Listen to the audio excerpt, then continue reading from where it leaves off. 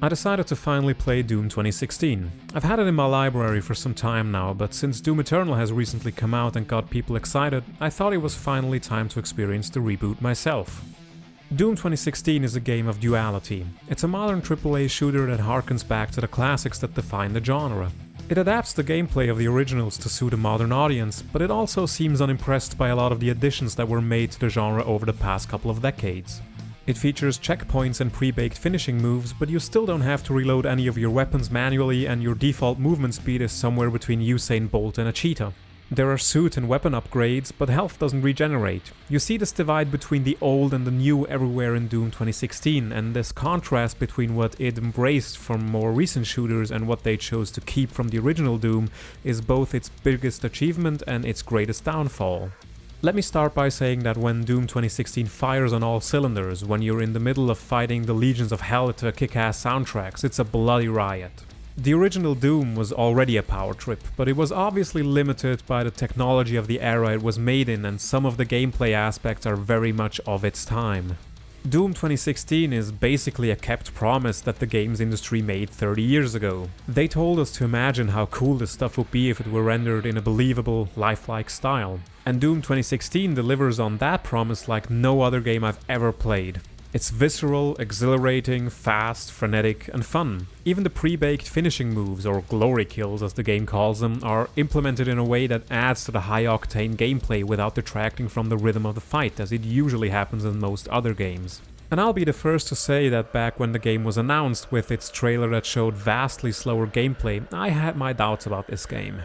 My concerns were only further amplified when I got to play the multiplayer beta back in the day, which left a very sour taste in my mouth. Thankfully, the trailers and multiplayer beta were not indicative of how combat would eventually play out in the final release. However, you might be forgiven for thinking that Doom 2016 is nothing more than a recreation of what happens when you stick your hand into a blender and hit the puree switch. Because the marketing materials depict and fan reactions to this game mostly praise that one aspect of the game, just the way I did in the previous paragraph. But remember how I said how Doom 2016 is a game of duality at the very beginning of this review, and how its adherence to traits from the original as well as some modern additions were also part of where Doom falters? Well, let's discuss these points some more. The original Doom didn't just consist of mowing down hundreds of demons. In order to progress through its labyrinthine levels, you had to find colored keycards to unlock specific doors. And Doom 2016 once again reuses this aspect of level progression. And I have to say that I was never a big fan of game design that worked this way. It always just seems like a cheap time waster to me to have some locked off door somewhere that you have to find a key for, when you could just as easily design the levels in a way that would have you battle your way through it in one direction. If you take out the keycards and just put the rooms that were behind those locked doors right at the spot where you find the corresponding keycard, nothing would change about the level's progression. You just wouldn't have to backtrack through an empty map, and it would feel much less like pointless busywork. Speaking of backtracking through empty levels, here's another thing Doom 2016 recreates from the originals: secrets. There are a bunch of secrets to find in almost every level, ranging from collectible figurines to straight up weapon and suit upgrades. Sure, you get some upgrades through regular play if you just follow the critical path, but there are also equipable perks called runes that you can only get by beating specific challenges, which you can only access if you find a specific location in the map. And it's not like those secrets are truly secret. They're highlighted on your map, taunting you with their presence in order to waste time you could be using for killing enemies in order to run around these empty levels after you've killed everybody in order to fill up that pointless upgrade tree. And while I mentioned the challenges and how they grant access to upgrades, most levels also give you direct specific challenges like killing X number of enemies in a specific way, which detracts from the free flow combat that the game excels at. I'm playing Doom, for crying out loud. I don't want to be methodical and pick and choose weapons and combat styles in order to tick off a checklist so I can unlock more upgrades. But that's what Doom 2016 forces you to do in order to unlock all the fun upgrades that these weapons have. It's beyond me why you can't just have all the options available from the word go.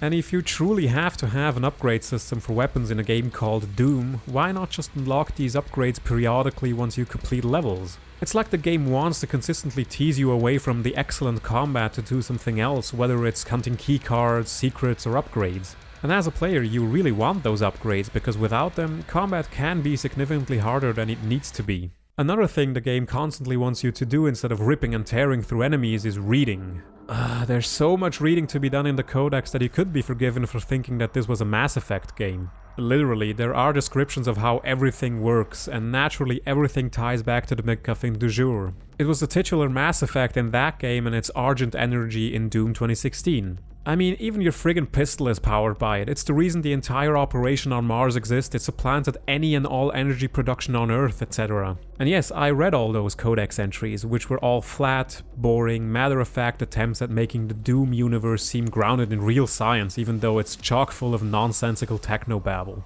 The only mildly interesting thing about the entire lore was the fact that the UAC seems to be run like a garden variety religious cult, which is in keeping with the theme of you battling hordes of hell, but it's still entirely superfluous because it doesn't factor into the narrative of the game at all. There's also tons of stuff in there that chronicles the Doomslayer's previous adventures and that he's some legendary badass among the legions of hell who vehemently fought against his return when the UAC sent expeditions to hell. It's so goofy, especially when contrasted with the serious tone of the writing. It kind of reminds me of that one Cannibal Corpse song that got turned into a lounge version by Richard Cheese, which highlights that if you strip back to intimidating music, all you're left with is childish shock value in the lyrics. Ripping through flesh is what I do best. Tear up an arm, amputate a neck. No amount of vocal effects on the narrator who retells the Doomslayer's achievements makes this stuff sound epic. I don't know why id did this. They knew that players didn't care about why you're here, because the reason you're here is obvious. You're the Doomslayer. Here be demons. Kill their ass. That's enough justification for anybody playing Doom, and id knew this, because they show it during the introductory scene that makes it appear like you'll be getting an exposition dump, upon which the Doomslayer casts away the screen in rage and gets on with his day. That scene is solid gold. So why is it then that we get paragraphs upon paragraphs of flavorless flavor text and constant intermissions where we're being forced to sit through conversations that tell us why this futuristic corporation decided it was a good idea to tap into literal hell for energy? We all know that futuristic corporations are always evil and will do anything if they think they can make some money off of it. We've all seen Alien. This could have been a prime candidate to go over the top with the narrative as well, if you were so hellbent on even having one to begin with. And while I'm already criticizing the game, one thing that I'd like to mention is that I'm also not the biggest fan of how combat encounters play out. Most of the time, enemies just spawn in waves. I guess this is one way of giving players hordes of enemies to deal with without frying processors and GPUs by having dozens of active enemies on screen at any given time. Just stagger them out and spawn them in once the previously loaded enemies have been killed.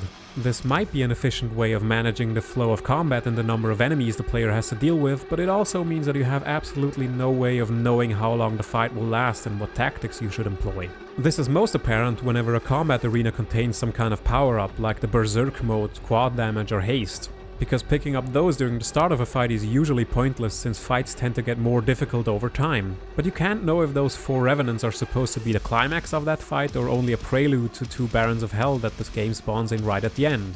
The way the combat encounters play out over the course of the campaign becomes fairly predictable as well. If you're about to enter an arena, you can bet your ass that the first couple of enemies will be some Hell Knights and Revenants, and after that there's usually a Summoner, then come the Kaka Demons and Mancubi along with their Cyber variants, and in the later levels the Pinkies and Spectres start appearing at that stage too, while all of the waves get interspersed by a number of Imps, Hellraisers and Possessed. And to top the later fights off, the game usually spawns 2 Barons of Hell. Pretty much all the bigger arena battles in the second half of the game follow a pattern like this. Now I know how this might look. I've spent the biggest part of this review criticizing Doom 2016, but I still like it. It's nowhere near the greatest game ever, and I feel like the high praise it gets with only very little criticism is not representative of what the actual experience ends up being.